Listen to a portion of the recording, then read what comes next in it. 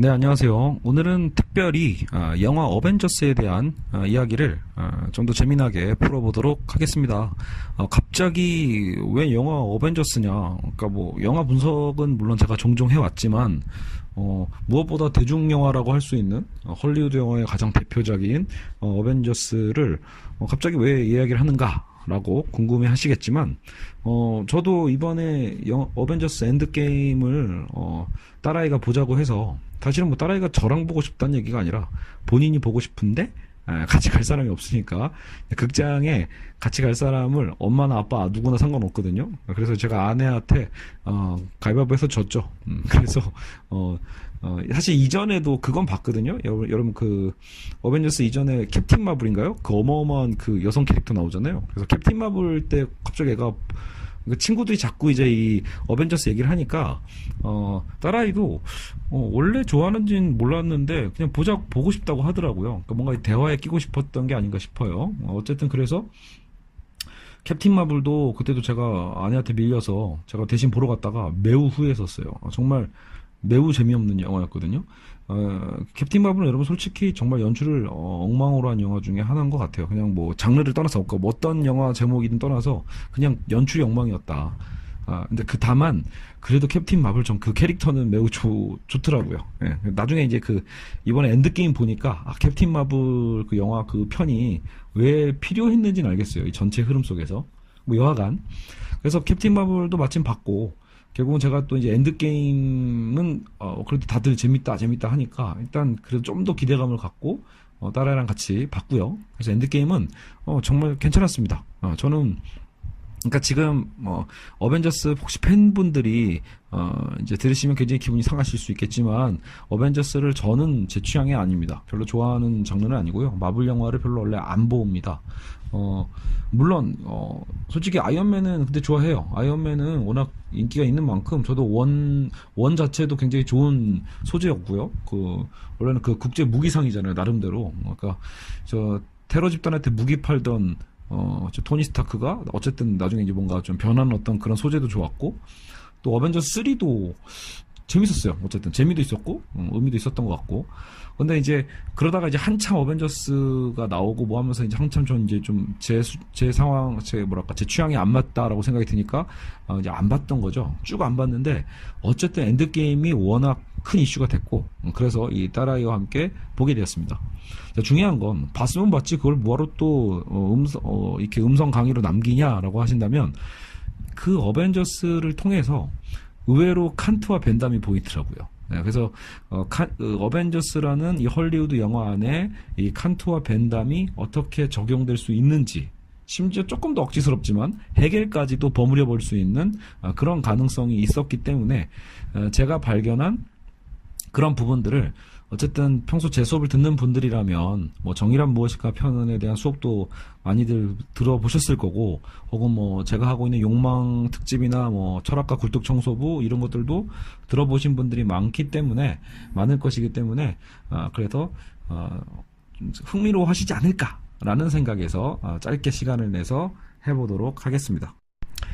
자, 그래서 대체 영화 어벤져스 어디에 칸트가 있고 어디에 벤담이 있냐라고 하실 수 있는데 일단은 배경 지식이 1도 없는 분들을 위해서 칸트와 벤담의 여기서 필요한 부분만 살짝 설명해 드리겠습니다. 여러분 일단 벤담의 경우는 뭐냐면 최대 다수 최대 행복이라고 여러분이 우리가 고등학교 뭐 교과서 윤리 공부하다 보면 한 번쯤은 다 들어봤을 그런 학자죠. 자, 벤담과 같은 경우에는요. 그래서 주로 이 사회에서 정의가 무엇인가라고 할 때 쾌락이 되게 중요한 학자예요. 그러니까 우리가 보통 인생 왜 삽니까라고 했을 때 행복하기 위해서 살아요라고 하면 되게 설득력이 좀 있잖아요. 그러니까 그런 것처럼 벤담도 우리의 그런 감정에 호소하는 부분이 있어요. 우리 모두는 행복해지고 싶고 그 행복을 위해서 고통을 어떻게 하면 줄일 수 있을까를 고민하면서 살아가잖아요. 그렇기 때문에 벤담은 이 사회에서 옳은 것이란 무엇이다? 많은 최대 다수의 사람들이 행복할 수 있게 만드는 그 행위가 옳은 일이고 최대한 많은 사람들에게 고통을 주는 일이 잘못된 일이다라고 정의를 합니다. 굉장히 깔끔하고 명쾌한 부분이 있어요. 그래서 최대 다수의 행복을 증진시키는 것이야말로 그게 정의, 옳은 일이고 최대 다수가 불행한 일을 만드는 것이 틀린 일이다. 이렇게 얘기하는 게 벤담 철학의 핵심이다라고 이해해 두시면 됩니다. 자, 그리고 그 반대편에 칸트가 있어요. 칸트는 바로 그런 벤담의 판단을 매우 비판을 하면서 어떻게 옳은 일이 우리의 감정에 의해서 결정될 수 있는가라고 굉장히 어이없어합니다. 왜냐하면 실제로 내가 행복하다고 해서 그것이 맞는 일이라는 것은 우리가 인생을 조금만 살아봐도 아니라는 것도 알 수는 있죠. 사실 여러분, 우리가 하고 싶은 일을 다 하진 않죠. 우리가 교육이라는 게 그런 거잖아요. 우리의 이 쾌락은 이걸 하고 싶어 하지만, 쾌락은 이걸 하라고 나를 땡기지만, 사실 우리는 그것을 다 했을 경우에 우리는 제대로 된 삶을 살지 못한다라는 것을 교육을 통해 배우죠. 그래서 우리는 절제라는 걸 배우는 거거든요. 그러니까 항상 우리가 즐거운 일, 쾌락적인 일이 옳다라고 말하는 건 칸트 입장에서 말이 안 되는 일이다라고 합니다. 오히려 그런 좋고 나쁨에 대한 행복과 고통에 대한 이런 감정적인 부분은 옳고 그름이라는 정의의 문제와는 하등 상관이 없다라고 얘기하는 게 칸트입니다. 즉, 옳은 일은 원래부터 옳은 일이지, 그죠? 원래부터 옳은 일이지, 뭐 행복하기 때문에 옳은 거고, 행복하지 않으니까 틀린 거고, 이런 건 말이 안 된다. 우리가 옳은 일을 했을 때 행복해질 수도 있고 불행해질 수도 있는 거지, 그죠? 그거랑 필연적인 관련은 없다라고 칸트는 선을 긋습니다. 즉, 칸트 윤리의 핵심 중에 하나는요, 결국은 이 절대적인 윤리고, 이 절대적인 윤리의 핵심의 코어가 뭐냐라고 했을 때 그게 결국 인간입니다. 인간의 존엄성을 지키고, 그래서 그 인간의 자유를 어쨌든 우리가 정말로 소중하게 생각해 주는 것, 이런 것들이라고 여러분 생각하시면 좀 더 편할 겁니다. 그러면 칸트는 그것을 위해서라면 그 무엇과도 양보할 수 없는 가치라고 보는 거죠. 인간의 이 존엄성과 인간 그 자체를 목적 그 자체로 대하고, 인간을 어떤 나의 쾌락과 욕망을 위한 수단으로 대하지 않는, 그죠? 그 자유로운 존재 그 자체로 인정하는 것, 그게 이제 칸트의 윤리의 핵심입니다. 자, 이제 약간 구분이 되셨죠? 모르셨던 분들도요. 그리고 자, 이제 이 부분에서 대체 그럼 이게 어벤져스에 어디와 연결이 되냐라고 할 때 바로 영화의 그 어벤져스의 리더급이죠. 아이언맨과 캡틴 아메리카가 그렇습니다. 그래서 제가 보기에 아이언맨은 벤담의 공리주의와 굉장히 밀접한 연관성을 갖고 있고요. 캡틴 아메리카 같은 경우에는 칸트적인 어떤 요소를 갖고 있습니다. 사실 저는 이 철학적으로는 벤담보다는 칸트에 훨씬 더 매력을 느끼는데, 이 어벤져스를 보다 보니까 오히려 캐릭터는 캡틴 아메리카보다는 아이언맨의 사고방식이 더 현실적이고 합리적으로 보이더라고요. 아마 대부분의 사람들도 그러지 않았을까 싶어요. 그리고 이제 결론 때 얘기하겠지만, 저는 가장 매력적인 캐릭터는 타노스였습니다. 그러니까 타노스는 더 근데 좀 이따 얘기하겠지만 어떤 공리주의의 또 다른 더 확장판일 수도 있고, 그러면서도 어떤 해결적인 요소가 있는데, 거기서 이 타노스의 의외로 그 매력이 있다. 그의 철학에 상당한 매력이 느껴지더라고요. 제가 하여튼 다시 한번 적용부터 해보죠. 우리는 지금 벤담의 공리주의와 칸트의 음으로는 일단 간략하게 설명해 드렸는데, 자, 적용점 1. 영화 11호에서의 그 쟁점입니다. 이건 제가 약간 찾아봤어요. 왜냐면 11호는 자기들끼리 막 싸우는 거잖아요. 어벤져스가 두 패로 갈라져서 싸우는 건데, 그때 그걸 왜 싸웠는지에 대해서 제가 나중에 이제 건너 듣다 보니, 이것도 결국은 아이언맨과 캡틴 아메리카의 견해 차이더라고요. 이유가 뭐였죠? 결국은 통제를 받아들일 것인가, 아니면 통제를 거부하고 자유롭게 행할 것인가에 대한 차이였습니다. 다시 얘기하면 당시에 그 어벤져스들이 어쨌든 이 전 지구적으로 문제를 해결하는 장점도 있지만 문제를 일으키는 단점도 있었기 때문에 이제는 세계의 어떤 기구에서는 컨트롤하고 싶었던 거죠. 어벤져스를 나름대로 좀 통제해야겠다. 나름대로 뭔가 등록제를 시행하는 것처럼요. 전형적인 여러분 정부 규제론 같은 거예요. 그래서 이 사회 전체의 안정을 위해서 어쨌든 일부의 그 자유를 희생시킬 수 있다라는 거죠. 이게 실제로 여러분 벤담의 공리주의에 있어서 가장 중요한 특징 중에 하나예요. 최대 다수의 최대 행복을 위해서 어쩔 수 없이 그와 충돌하는 소수의 어쨌든 그 자유나 행복에 대한 부분들을 규제하거나 억압할 수 있고 희생시킬 수 있다라는 게 이 공리주의 철학의 핵심이거든요. 그렇기 때문에 이 11호에서도 어떻게 보면 어벤져스 팀들은 물론 지구를 위해서 많은 일들을 하지만 근데 역시 거기서도 불확정성이 있죠. 그래서 이들이 통통 튀는 어떤 이런 것들 때문에 분명히 세계 기구는 얘네들을 어느 정도는 통제하고 싶었을 거예요. 그래서 좀 더 안정적이고 지구를 위해 좋은 일에 좀 쓰자라는 식으로 생각했기 때문에 통제를 제시했고, 그리고 아이언맨은 그 통제를 받아들인 팀이었던 것 같아요. 근데 캡틴 아메리카 같은 경우는 어때요? 이 통제에 대한 것을 반대하면서 오히려 어벤져스 각 개개인에 대한 자유, 각 개개인의 어떤 존재에 대한 그 자유에 대한 가치를 굉장히 중시했던 것 같아요. 제가 이렇게 가정법을 쓰는 이유는 안 봤기 때문이에요. 근데 그 부분만 봐도 통제를 받아들여서라도 다수의 행복에 기여할 수 있다라면 소수의 자유는 억압될 수 있다라고 말할 수 있는데, 지금 캡틴 아메리카 같은 경우에는 한 개개인의 자유에 대한 것들을 그렇게 어떤 다수의 어떤 행복과 이익이라는 이유만으로 억압하거나 그 자유를 훼손시켜서는 안 된다라는 관점이기 때문에 칸트적인 측면이 있습니다. 사실 뭐 이 부분에서는 꼭 칸트까지 안 들여와도요, 보통 자유주의 철학이라면 다 이런 것들에 대해서 저항은 할 거예요. 개인의 자유를 억압하는, 통제하려고 하는 어떤 국가적인 어떤 이 시스템에 대해서 기본적으로 자유주의 철학을 갖고 있다라면 다 이런 거에 반대를 하죠. 꼭 칸트가 아니어도 가능은 합니다. 다만 이제 인피니티 워로 가시면 됩니다. 적용 두 번째 점, 영화 인피니티 워 쪽까지 가보시면, 제가 사실은 이거 거꾸로 봤어요. 그러니까 엔드게임을 극장에서 아이랑 보고 나서 그러면 저 전편이 인피니티 워도 좀 보고 나면 더 명쾌해지겠구나라고 해서 봤더니 확실히 좀 더 이해가 잘 가더라고요. 그래서 인피니티 워에서 어떤 부분이 있냐면, 좀 보니까 그 엔드게임 첫 편에서는 뭐 우리가 졌다, 뭐 우리가 다 진 경험의 어떤 트라우마 뭐 이런 것들로 어벤져스들이 힘들어했는데, 사실 원을 보면, 인피니티 워를 보면 이길 기회가 있었죠. 그 타노스를 막을 기회가 있었어요. 몇 번이나. 그죠? 그러니까 한 번, 근데 이제 거기서 가장 중요한 이제 또 충돌 중에 하나가 뭐냐면, 애초에 타노스랑 싸우지 않고도 타노스가 결국은 모으고 있는 건 인피니티 스톤이잖아요. 그러니까 이 스톤 중에 최소한 두 개는 어벤져스 팀이 갖고 있었더군요. 그죠? 이게 닥터 스트레인지인가? 그 사람이 하나 갖고 있고, 또 하나는 그 캐릭터를 제가 뭐 잘 모르겠어요. 어쨌든 그 연인 있죠? 연인 중에 그 이마에다가 인피니트를 박아놓은 그 사람. 그러니까 그때 특히 그 사람이 문제였죠. 그 사람 거를, 원래 그 사람은 스스로 나를 희생해서 이 돌을 파괴하자. 그러면 이 절대적 강자인 타노스에게 뺏기지 않을 수 있지 않냐라는, 당연히 자기 희생 정신과 함께 당연히 현실적이면서도 기반한 아이디어를 제시하죠. 근데 그것을 결국은 캡틴 아메리카가 또 반대를 합니다. 그러니까 왜 반대를 하죠? 자, 이게 충돌되는 거예요. 자, 벤담의 공리주의에서 봅시다. 지금 최대 다수의 최대 행복에 지금 중요한 건 물론 우주 전체를 확대해도 되지만, 일단 지구의 안전이라고 생각할 때도 지구 전체의 안전과 행복, 조금 더 확실한 그 행복을 위해서라면 지금 이 어벤져스 팀원의 한 명의 희생은 중요한 게 아닐 수도 있다라는 거예요. 그 한 명의 희생을 통해서 인피니티 스톤 자체를 파괴해버리면 타노스는 원천적으로 인피니티 스톤을 구하지 못하게 되고 본인의 야망을 실현할 수 없게 되죠. 그러니까 최대 다수의 최대 행복의 벤담의 원리에 의하면 사실상 어벤져스 팀원 한두 명의 희생은 어렵지 않은 판단입니다. 그렇게 해서라도 지구 전체를 구하는 게 맞다라고 볼 수 있죠. 그런데 캡틴 아메리카는 반대하죠. 왜요?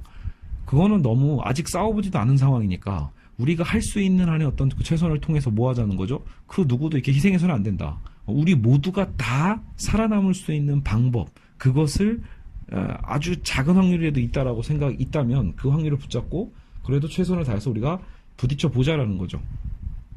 즉 캡틴 아메리카는 어쨌든 단 한 사람의 생명이라도 이렇게 쉽게 희생시킬 수는 없다라는 거예요. 도구하는 거죠. 실제로 칸트가 그걸 반대하긴 했었거든요. 단 한 사람이라도 목적 그 자체로 돼야 되지, 아무리 다수의 행복을 위해서라도 수단으로 이용될 수는 없다, 이런 거거든요. 그러니까 실제로 이 어벤져스 팀원도 마찬가지죠. 지구의 어떤 전체 안정을 위해서 지금 본인 스스로 희생하는 건 너무 자명한 일이잖아요. 그러니까 뭔가 또 다른 어떤 가능성 없이 무조건 희생이 돼야만 하는 상황이라면 그거는 안 된다는 거죠. 그래서 캡틴 아메리카 역시 칸트적인 어떤 방식으로 반대를 한 셈입니다. 그래서 영화를 보는 우리 관객 입장에서는 그러니까 오히려 이렇게 보이죠. 아이언맨은 약간 현실주의자로 보이고, 그리고 캡틴 아메리카는 이상주의자로 보이는 거예요. 예, 그러니까 이상주의 자체의 위험성이 그거잖아요. 그러니까 잘할 수 있을 거다, 모두가 잘 될 수 있을 거다라는 어떤 뭔가 파이팅을 줄 수 있는지 모르겠지만 지금 타노스의 힘이 압도적이고 결국은 매우 비관적인 현실 상황을 제대로 파악하고 있다라면 굉장히 너무 또 위험한 모험이라는 거죠. 지금 그러면 결국 어벤져스 팀원 한 명의 생명을 희생시키지 않기 위해서, 도구화하지 않기 위해서 했던 이 모험이 결과적으로 어떻게 됐죠? 결국은 영화 엔드게임으로 넘어가게 만드는 거죠. 그죠? 그러니까 사실은 인피니티 워에서 끝낼 수 있었던 거예요. 그러니까 타노스의 꿈을 완전히 제거할 수 있었던 기회는 사실 몇 번이고 있었습니다. 하지만 결국은 이 나름의 이 인간의 존엄성이라는, 모든 생명의 존엄성이라는 어떤 그 가치와 단 한 사람도 다수를 위해서 희생될 수는 없다라고, 도구화될 수 없다라는 그런 칸트적인 윤리에 의해서 결국은 모험에, 우리 지구는 모험에 어쨌든 던져지게 되는 거죠. 그리고 결국 결론은 정말 지구가 아니죠. 사실은 이제 결국은 인피니티 워 마지막 장면에서 타노스는 본인이 그렇게나 원했던 손가락 튕기기에 성공을 하고 전 우주의 절반을 소멸시켜 버립니다. 거기서 이제 절망하는 거죠. 아이언맨도 모두가 다 절망하게 되는 겁니다. 나중에 그 엔드게임에서 아이언맨이 기적적으로 다시 살아 들어오고 그 이후의 삶을 봐도 역시 그 캡틴 아메리카랑 똑같더라고요. 그 태도가. 그러니까 그래도 계속해서 말도 안 되는 그 작은 실마리에도 희망을 갖고 또 계속 뭔가 도전하는 타입인데, 그게 진짜 어떻게 보면 아이언맨 같은 현실주의자들에게는 매우 짜증나는 일일 수도 있겠다라는 생각은 좀 들어요. 자, 어쨌든 여러분, 지금 여기까지 왔어요. 적용 두 번째 점. 이제 진짜 제일 마지막 부분은 이제 이겁니다. 그렇다면 지금 벤담의 공리주의와 칸트의 의무론이 충돌하고 있는 이 상황에서 저는 타노스는 또 다른 공리주의자라고 생각이 됩니다. 그리고 오히려 더 냉철한 현실주의자랄까요? 지금 제가 캡틴 아메리카를 살짝 이상주의자로서 약간 좀 비꼬았단 말이에요. 그러니까 캡틴 아메리카는 결국은 영화상 보면 뭐 해내는 게 별로 없는 것처럼 보인단 말이에요. 계속 실패하고. 근데도 자꾸 우린 할 수 있어 이런 건데, 가능성만 있으면 해봐야 돼 뭐 이런 건데, 그로 인해서 발생하게 될 확률, 그 위험에 대해서는 사실상 무책임해질 수도 있다라는 거예요. 근데 그런 부분에 대해서 아이언맨은 계속해서 현실적 얘기를 던졌던 거고요. 자, 근데 타노스를 한번 봅시다, 여러분. 타노스의 세계관이 되게 흥미로운데, 애초에 지금 이 지구의 위기는 왜 왔냐면 타노스는 전 우주에 대한 얘기를 하고 있어요. 지구의 스케일이 아닙니다. 타노스는 전 우주에 있어서도 이미 너무 우주가 포화되어 있다라는 거예요. 그래서 타노스가 굳이 손가락을 그렇게 튕겨서까지 일일이 다 찾아가서 여러분 절반씩 죽일 수는 없으니까 인피니티 스톤의 도움을 받아서 절대적 힘으로 이 우주의 절반을 없애는 거죠. 근데 여러분, 우주의 절반을 왜 없애요? 그게 결국은 이 우주가 살아남기 위한 방법이라는 거예요. 타노스가 그래서 몇 번이고 그 타노스의 이 야망과 뭐 어벤져스뿐만이 아니라 여러 사람들과의 어떤 가치관의 충돌이 있기는 하죠. 그래서 너는 미치광이다 뭐 이렇게 서로 막 비판을 하는데, 여러분 타노스가 좀 약간 흉측하게 생겨서 그렇지 타노스가 하고 있는 말들은 사실 굉장히 중요한 메시지를 담고 있습니다. 여러분, 만약에 지금 타노스를 우주적 괴물로 보지 마시고요, 이 지구, 우리는 아직 지구 바깥에 또 다른 생명체를 모르잖아요. 그러니까 지구라는 바운더리 안으로 다시 좀 축소시켜 보세요. 그러면 이 지구 안에서 타노스처럼 생각하는 사람들도 상당히 많을 거다라고 생각해 볼 수 있습니다. 물론 끔찍하죠. 여러분, 사실 우리 그 영화에서는 아까도 얘기했지만 그 캡틴 아메리카가 비현실적으로 보이는 측면이 있었는지 모르겠지만, 사실 여러분, 우리가 지금 현실을 살아가는 데 있어서는요, 굉장히 중요한 철학입니다. 칸트의 철학은요. 그러니까 모든 인간은 존엄하다라는 보편적인 진리에 대해서 많은 국가들이 동의하고 있기 때문에 대놓고요, 말 그대로 여러분 정말 공리주의처럼 대놓고 그 누군가를 희생하는 것을 정당화하는 국가들은 별로 없어요. 거의 존재하지 않아요. 그래서 어떻게든 우리는 지금 이 지구는 뭐예요? 어떻게든 어느 나라도 어느 민족도 희생하지 않고 결국은 계속해서 이 지구를 잘 지켜나갈 수 있을 거다라는 것에 나름대로 암묵적 합의를 하고 끌고 나가는 거라고 보시면 됩니다. 그러니까 사실 이 지구는 캡틴 아메리카와 같은 선택 구조를 좀 갖고 있어요. 물론 가시적으로는 그렇고요. 제가 보기엔 비가시적으로는 공리주의적 판단도 많이 합니다, 사실. 예. 그게 이제 세계의 어떤 패권주의의 싸움들이니까요. 다만 자, 영화상에서 다시 영화로 돌아가시면 타노스는요, 그러니까 우주 전체의 균형을 위해서 인구 절반을 죽인단 말이에요. 아이언맨은 그런 타노스에 대해서 반대하죠. 왜요? 아이언맨은 지구 안에서 자기 지구 중심인데 지구 안에서 본인들이 어쨌든 지켜야 될 지구인들이 제일 중요하니까. 그래서 아이언맨은 어떤 면에서는 아이언맨조차도 전 우주의 스케일로 봤을 때는 사실상 그 최대 다수의 최대 행복 노래는 어긋나는 아이러니가 발생한다는 얘기예요. 이해하셨나요? 그러니까 캡틴 아메리카와 대비했을 때는 아이언맨은 공리주의처럼 최소한의 희생을 통해서 다수의 불행을 막자 이거였는데 타노스의 스케일은요. 타노스의 스케일 앞에다가 아이언맨을 갖다 두면 아이언맨은 오히려 공리주의에 못 미쳐버리는 거예요. 왜? 진짜 최대 다수의 행복은 어디에 있죠? 우주 전체에 있죠. 우주 전체의 지속성, 행복을 위해서라면 지금 이 상태로 계속 가다가는 결국은 인류는 전 우주의 어쨌든 이 생명은 멸망하게 될 거다라는 거예요. 그렇기 때문에 이 부족한 자원 속에서 서로가 아비규환 다퉈가면서 싸우는 것이 오히려 더 끔찍한 거고, 그리고 심지어 여러분 타노스가 절반을 없앨 때 절반을 누굴 선택했죠? 무작위로 선택했다는 게 여러분 제일 중요한 메시지입니다. 그러니까 이 영화에서 굉장히 저는 강렬하게 남았던 게, 여러분 우리 지구가 항상 위기에 빠지는 영화들 있잖아요. 지구가 위기에 빠지는 그런 영화들 보시면요, 실제로 인간이 굉장히 냉정하게 확률을 따져가면서 그렇다면 앞으로 인류 모두를, 지구인 전체를 구할 수 없다라면 누구를 구할 것인가라고 할 때 사실 최종적으로는 계급을 형성하면서 구분을 하게 돼 있습니다. 절대 무작위로 구분해서 남기지 않아요. 그러니까 만약에 인류의 절반이 죽어야만 한다라는 상황이 나타난다라면 그거를 여러분 만약에 지금 이 지구인들에게 맡겨본다고 생각해 보세요. 그러면 타노스 같은 사람은 없고요. 오히려 자 부자 아니면 원래 유망 기업의 어떤 기업 창립자들, 그리고 어떤 계급사가 있는 나라라면 귀족들이나 왕족이나 이런 사람들이죠. 그러니까 혹은 또 우월하다고 생각되는 그런 인종들을 선택해서 뽑을 겁니다. 즉 인간은 그런 위기 속에서도요, 무작위로 평등하게 오히려 선택하려고 하기보다는 굉장히 불평등한 방식으로 그 절반을 선출할 거다라는 거예요. 선발해서 절반을 희생시키겠죠. 근데 타노스가 우주의 절반을 죽일 때는요, 규칙이 없습니다. 규칙도 없고 무작위적이에요. 즉 그게 가장 평등하다라는 거죠. 그래서 우주가 그걸로 스스로 선택도 못하고 갈팡질팡 하다가 스스로 파멸의 길에 걷느니 타노스가 나서서 오히려 우주의 절반의 인구 밀도를 없애버리는 거죠. 그래서 인구 밀도에 여유를 두게 됨으로써 남은 사람들끼리는 비록 그 비극도 이겨내고 결국은 살아남게 된다라는 거죠. 결국 평화를 유지할 수 있게 된다라는 게 타노스의 일종의 역사적 사명입니다. 타노스에게는요. 그러니까 타노스는 정말로 최대 다수의 최대 행복을 위해서 하는 방법 중에 하나가 사실상 절반의 희생인 거예요.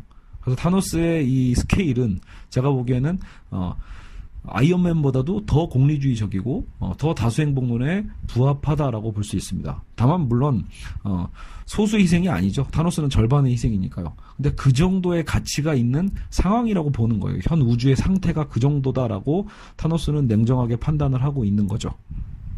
자, 여기까지 따라오셨나요? 자, 그래서 저는 타노스도 어떤 면에서는 벤담적인 측면이 있다. 굉장히 냉정하고 굉장히 계산적이고 어떤 면에서는요. 근데 그 계산 속에서도 절반을 선택할 때는 무작위적이니까 되려 또 평등하고, 이건 또 어떤 면에서 민주주의적이에요. 자, 근데 여기서 저는 또 해결을 봅니다. 자, 해결은 뭐냐? 여기서 여러분 저도 해결 철학 자체는 다 복잡한데 요것만 한번 틀을 집어넣어 보죠. 일단 한 가지 뭐냐면 해겔의 변증법이에요. 해겔은 이 정반합의 어떤 정과 반의 어떤 투쟁. 자, 정이라는 게 있으면 그 안에 내부적 모순을 갖고 있어요. 우리는 항상. 그래서 우리는 항상 그 모순을 내 안에서 외화시키면 결국은 나와의 투쟁 관계가 형성이 되거든요. 그래서 어떤 적대적 투쟁을 통해서 새로운 합이 또 나오게 되어 있죠. 여러분 보통 우리가 히어로물을 보면 실제로 그런 요소가 좀 있어요. 전 지구도 끊임없이 어떻게 보면 어떤 인종이 득세하다가 결국 그 반대되는 어떤 새로운 어떤 적이 생겨서 전쟁과 투쟁을 하게 되고, 거기서 또 다른 어떤 합의가 될 수도 있고, 새로운 어쨌든 안정 체계를 만들어낼 수도 있죠. 그렇게 우리는 계속 정반합의 투쟁의 어떤 방식으로 역사를 이뤄가고 있거든요. 그래서 아마도 여러분 생각해 보세요. 아이언맨이 등장하게 된 이유도 뭐예요? 결국은 그 전에 아이언맨 이전 단계에서 열심히 우리끼리 또 투쟁하다가 결국은 그 문제에 대한 해결의 어떤 일종의 대안일 수도 있는 거예요. 그런 합으로서 이런 어벤져스라는 영웅들이 나온 거겠죠. 근데 여러분 원래 영웅물 보면 재밌는 게 그거잖아요. 영웅이 또 압도적으로 힘이 세면 영화가 재미가 없으니까 또 그 영웅만큼 뭐가 나오죠? 악이 나올 수밖에 없죠. 그 비슷한 수준의 악이 나와요. 그러니까 항상 우리는 영웅 영화를 보면 그 영웅보다 또 더 강해 보이거나 최소한 치열하게 싸울 수 있는 적을 필요로 하죠. 그래서 그 영웅이 있으면 당연히 또 그 악이 나오게 되어 있습니다. 적국이 나오죠. 그죠? 근데 적이 나오게 돼 있다. 그래서 거기서 또 투쟁을 하는 거예요. 그러니까 어벤져스도 점점 일이 커지는 거죠. 원래 초반에는 다들 예를 들어 스파이더맨 같은 경우에도 고만고만한 애들이랑 좀도둑이랑 싸우고 뭐 이런 정도의 수준이었다라면 점점 근데 이것이 정반합의 투쟁을 통해서 강화되고 있는 거예요. 어떻게 보면 스스로. 그래서 결국 우리는 타노스까지 가는 거죠. 그렇죠? 그래서 우주적 개념으로 확대돼서 싸우게 된다라는 거. 이런 부분도 사실은 이게 헤겔의 어떤 변증법적인 역사관과 연결이 됩니다. 근데 이제 여러분 그 헤겔의 가장 큰 특이점이 뭐냐면 그러면 그렇게 변증법적으로 싸워가고 투쟁하면서 새로운 합을 만들어내고 그 합이 새로운 정이 됐다가 또 따로 또 안에 내부적 모순을 또 외화 바깥으로 드러내서 또 싸우다가 이렇게 점점 발전하다 어디까지 가냐라고 할 때 헤겔은 역사의 종말에 대한 개념을 갖고 있는데 물론 여기서는 제 멋대로 좀 적용을 해야 되니까 이 역사를 끌어가는 절대정신이 있다고 봅니다. 물론 그 절대정신을 보통 이성이라고 봐요.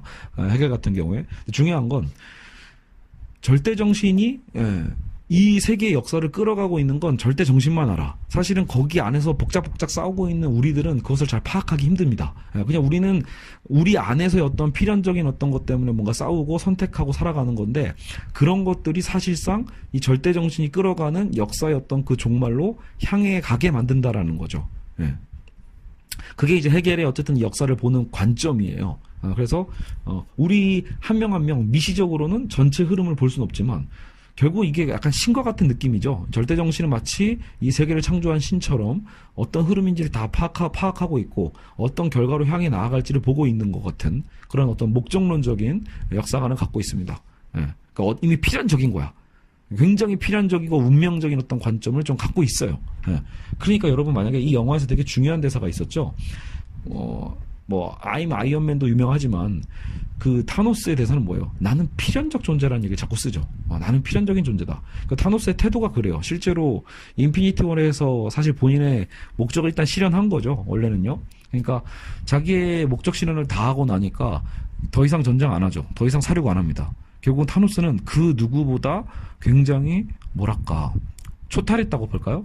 우리가 보면 무의자연으로 돌아가죠. 그러니까 타노스도 그 엄청난 전쟁을 다 끝내고 자기가 필연적 존재로서 할 일을 다 마쳤다고 본인이 생각하고 나니까 이제는 자연으로 돌아가서 그냥 자연 속에서 뭐 먹을 거 해먹고 혼자 살잖아요. 그거를 이제 나중에 또 어벤져스가 찾아가서 이제 목을 잘라버렸던 거고요. 그러니까 타노스는 정말로 약간 우리 종교적인 어떤 광기라고 볼 수도 있을 것 같아요. 그러니까 자기를 어떤 신의 사자라고 본 것처럼 결국은 타노스 스스로가 자기가 역사적 사명을 뭔가 지고 가는 자로 인식하고 있었고 그래서 결국 자기는 이 손가락을 튕겨서 우주 전체를 위해서 결국은 우주의 절반을 희생시키는 일에 자신이 적임자라고 본 거였죠. 그래서 자기는 필연적 존재라고 본 거예요. 결국은 타노스의 이런 역사관, 타노스가 바라보는 이 세계관 자체가 굉장히 헤겔 철학적이다라는 생각을 저는 들었던 거죠. 결국은 타노스야말로 절대정신을 실현하는 어떤 본인이 절대정신이라고 생각했을 수도 있지만 혹은 본인이 그런 절대정신이 이 역사를 위해서 실현해 가는 그 과정에서 본인이 오히려 되게 중요한 핵심적인 어떤 존재, 도구로서 쓰여지고 있다라고 생각했을 수도 있다라는 거예요. 종교적으로는 이런 걸 보통 교회에서는 소명의식이라고 하는데, 그러니까 어벤져스들도 어떻게 보면 자신들도 지구를 지키기 위해서 그런 사명이 있다라고 생각했는지 모르겠지만 타노스는 결국은 전 우주를 대상으로 생각하고 있기 때문에 결국은 전 우주의 필연적인 이 정반합의 투쟁의 과정에서 최종적 멸망을 막기 위한 또 타노스의 또 마지막 어쨌든 결단일 수도 있다라고 생각이 들더라고요. 그래서 나는 필연적 존재다 라고 말하는 타노스의 대사에서 사실 헤겔이 말하는 어떤 절대정신의 역사의 그 종말로 향해 나아가는 어떤 그 단계론이 떠오를 수밖에 없더라고요. 그래서 그런 측면들이 이 영화에서 제가 봤던 재밌는 부분들이었습니다. 성도 여러분은 재미없었는지도 모르겠어요. 지금 제 분석이. 어쨌든 이런 것들 사실은 저는 그런 생각도 들거든요. 헐리우드 영화를 만들 때도 마냥 대중적으로 재밌고 히히덕거리면 돼 이런 것만 생각하진 않아요. 요즘 헐리우드 제작자들도 그렇게까지 단순하진 않거든요. 그래서 인간이 느낄 수 있는 고뇌와 여러 가지 어떤 고통의 문제들에 대해서도 이 히어로물 안에서도 매우 많이 적용되고 있긴 합니다. 저도 예전에 그 초기의 스파이더맨 버전들도 되게 좋았었거든요. 거기서 영웅의 어떤 고뇌나 이런 것들이요. 물론 칸 영화제 중심에서 보실 때는 이제 이런 헐리우드 영화를 다 평가절하할 수도 있겠지만 사실 우리는 좀 더 열어두고 보실 필요는 있는 것 같습니다. 결국 어느 정도는 다 취향의 차이가 있기 때문에 이 헐리우드물 안에서도 사실은 굉장히 고도의 장치들이 들어가 있을 수도 있고 단순히 그게 제작비만이 아니라 오늘 제가 말씀드린 것처럼 헐리우드 영화 안에서도 벤담과 칸트의 윤리적인 논쟁이 나올 수도 있고요. 실존적 결단의 어떤 차이가 나올 수도 있고 해겔의 어떤 역사 철학의 개념이 적용될 수도 있다라는 거. 물론 그게 엄밀하지 않고 학술적으로 지금 제가 분석한 것도 여러분 엉망진창일 수도 있습니다. 하지만 뭐 어떻습니까? 영화를 새롭게 보고 새롭게 사유하는 것만으로도 충분히 즐거운 일이라고 생각해 볼 수 있겠죠. 네, 어쨌든 또 다른 여러 가지 분석법이 있을 겁니다. 저는 제가 할 수 있는 부분에서 이 한 가지의 길을 알려드렸다고 생각합니다. 네, 여러분 어쨌든 귀한 시간 내주셔서 들어주셔서 감사하고요. 저는 또 다음에 또 다른 강의로 여러분들을 찾아뵙도록 하겠습니다. 감사합니다.